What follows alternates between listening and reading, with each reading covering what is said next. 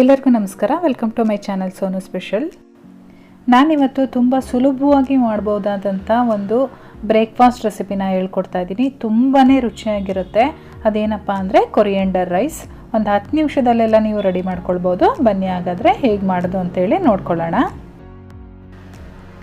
ಒಂದು ಜಾರ್ಗೆ ನಾನಿಲ್ಲಿ ಒಂದು ಮೀಡಿಯಮ್ ಸೈಜ್ ಈರುಳ್ಳಿನ ಕಟ್ ಮಾಡಿಕೊಂಡು ಸೇರಿಸ್ಕೊಳ್ತಾ ಇದ್ದೀನಿ. ಹಾಗೆ ನಾನಿಲ್ಲಿ ಒಂದು 3 ಹಸಿಮೆಣಸಿನ್ಕಾಯಿ ಹಾಕ್ಕೊಂಡಿದ್ದೀನಿ. ನೀವು ಖಾರ ನೋಡಿಕೊಂಡು ಮೆಣಸಿನ್ಕಾಯಿನ ಹಾಕ್ಕೊಳ್ಳಿ.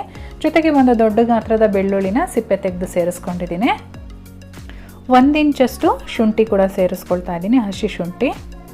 1 ಟೇಬಲ್ ಸ್ಪೂನು ತೆಂಗಿನಕಾಯಿ ತುರಿ ಹಾಕ್ಕೊಂಡಿದ್ದೀನಿ. ಬೇಡ ಅಂದರೆ ಸ್ಕಿಪ್ ಮಾಡ್ಕೊಳ್ಬೋದು, ಹಾಕಿದರೆ ಚೆನ್ನಾಗಿರುತ್ತೆ. ಹಾಗೆ ಸ್ವಲ್ಪ ಪುದೀನ ಸೊಪ್ಪು, ಜೊತೆಗೆ ಕೊರಿಯಂಡರ್ ರೈಸ್ ಆಗಿರೋದ್ರಿಂದ ನಾನಿಲ್ಲಿ 1 ಬಂಚ್ ಫುಲ್ಲು ಕೊರಿಯಂಡರ್ ಅಂದರೆ ಕೊತ್ತಂಬರಿ ಸೊಪ್ಪನ್ನು ಸೇರಿಸ್ಕೊಳ್ತಾ ಇದ್ದೀನಿ. ಇವಾಗ ಇದಕ್ಕೆ ಒಂದು 2 ಟೀ ಸ್ಪೂನಷ್ಟು ನೀರನ್ನು ಹಾಕ್ಕೊಂಡು ನುಣ್ಣಗೆ ರುಬ್ಕೊಂಡು ಬರೋಣ. ಈ ರೀತಿ ನುಣ್ಣಗೆ ರುಬ್ಕೊಂಡು ಒಂದು ಸೈಡಲ್ಲಿ ಎತ್ತಿಟ್ಕೊಂಡಿರ್ತೀನಿ. ಇವಾಗ ಒಂದು ಫ್ರೈಯಿಂಗ್ ಪ್ಯಾನ್ಗೆ ನಾನಿಲ್ಲಿ ಒಂದು 2 ಟೀ ಸ್ಪೂನಷ್ಟು ಎಣ್ಣೆ ಸೇರಿಸ್ಕೊಳ್ತಾ ಇದ್ದೀನಿ.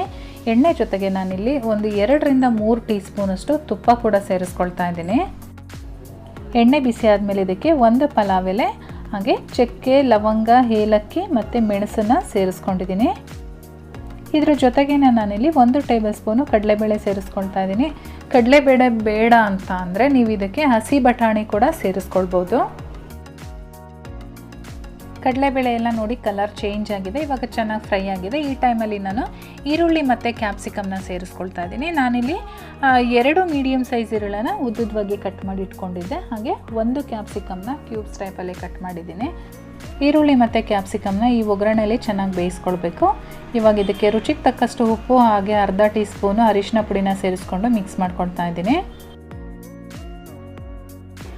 ಈರುಳ್ಳಿ ಮತ್ತು ಕ್ಯಾಪ್ಸಿಕಮ್ ಚೆನ್ನಾಗಿ ಬೆಂದಿದೆ. ಈ ರೀತಿ ಬೆಂದಾದಮೇಲೆ ನಾವು ಮಸಾಲೆನ ರುಬ್ಬಿಟ್ಕೊಂಡಿದ್ವಲ್ಲ, ಆ ಮಸಾಲೆನ ಇದರೊಳಗಡೆ ಸೇರಿಸ್ಕೊಳ್ಳೋಣ. ಜಾರಲ್ಲಿ ಸ್ವಲ್ಪ ಎಕ್ಸ್ಟ್ರಾ ಮಸಾಲೆ ಉಳ್ಕೊಂಡಿರುತ್ತಲ್ಲ, ಹಾಗಾಗಿ ಅದಕ್ಕೆ 1 ಟೇಬಲ್ ಸ್ಪೂನಷ್ಟು ನೀರು ಹಾಕ್ಕೊಂಡು ಅದನ್ನು ಸೇರಿಸ್ಕೊಳ್ತಾ ಇದ್ದೀನಿ. ಇವಾಗ ಇದ್ರದ್ದು ಹಸಿ ವಾಸನೆ ಎಲ್ಲ ಹೋಗಬೇಕು, ಅಲ್ಲಿವರೆಗೂ ನಾವು ಮೀಡಿಯಮ್ ಫ್ಲೇಮಲ್ಲಿ ಇಟ್ಕೊಂಡು ಫ್ರೈ ಮಾಡ್ಕೊಳ್ಬೇಕು. ಒಂದು 2 ರಿಂದ 3 ನಿಮಿಷಗಳ ಕಾಲ ಫ್ರೈ ಮಾಡಿಕೊಂಡ್ರೆ ಈಗ ನೀವೇನು ನೋಡ್ತಾ ಇದ್ದೀರಾ ಕಲರ್ ಕೂಡ ಚೇಂಜ್ ಆಗುತ್ತೆ. ಅದರಲ್ಲಿ ಹಸಿ ವಾಸನೆ ಬರ್ತಾ ಇರುತ್ತಲ್ಲ, ಅದು ಕೂಡ ಹೋಗಿರುತ್ತೆ. ಇವಾಗ ಚೆನ್ನಾಗಿ ಫ್ರೈ ಆಗಿದೆ, ಚೆನ್ನಾಗಿ ಬೆಂದಿದೆ. ಇದು ರೆಡಿಯಾಗಿದೆ ನಾವು ಅನ್ನ ಹಾಕಿ ಮಿಕ್ಸ್ ಮಾಡೋದಕ್ಕೆ. ನಾನಿಲ್ಲಿ ಮಸಾಲೆ ಜಾಸ್ತಿ ಇರೋದ್ರಿಂದ ಸ್ವಲ್ಪ ಮಸಾಲೆನ ಎತ್ತಿಡ್ತಾ ಇದ್ದೀನಿ.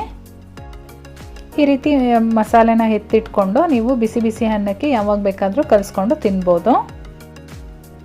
ಇವಾಗ ನಾನಿಲ್ಲಿ 1 ಕಪ್ಪಷ್ಟು ರೈಸನ್ನು ಆ್ಯಡ್ ಮಾಡ್ತಾ ಇದ್ದೀನಿ. ಆದಷ್ಟು ಅನ್ನನ ಉದ್ರಾಗಿ ಮಾಡ್ಕೊಳ್ಳಿ, ಉದ್ರಾಗಿದ್ದರೆ ಚೆನ್ನಾಗಿ ಬರುತ್ತೆ. ಇದು ಅನ್ನ ಎಲ್ಲ ಮಸಾಲೆ ಜೊತೆ ಹೊಂದ್ಕೊಳ್ಳೋ ರೀತಿ ನಾವು ಮಿಕ್ಸ್ ಮಾಡ್ಕೊಳ್ಬೇಕಾಗುತ್ತೆ. ಈ ಟೈಮಲ್ಲಿ ನೀವು ಟೇಸ್ಟ್ ಮಾಡಿಬಿಟ್ಟು ಏನಾದರೂ ಸಪ್ಪೆ ಆಗಿದ್ರೆ ಸ್ವಲ್ಪ ಉಪ್ಪನ್ನು ಸೇರಿಸ್ಕೊಂಡು ಮಿಕ್ಸ್ ಮಾಡ್ಕೊಳ್ಳಿ. ಫ್ರೆಂಡ್ಸ್, ಇವಾಗ ಕೊರಿಯಂಡರ್ ರೈಸ್ ರೆಡಿಯಾಗಿದೆ. ಬಿಸಿ ಬಿಸಿ ಇದ್ದಂಗೆ ಸರ್ವ್ ಮಾಡಿ, ತುಂಬಾ ಚೆನ್ನಾಗಿರುತ್ತೆ.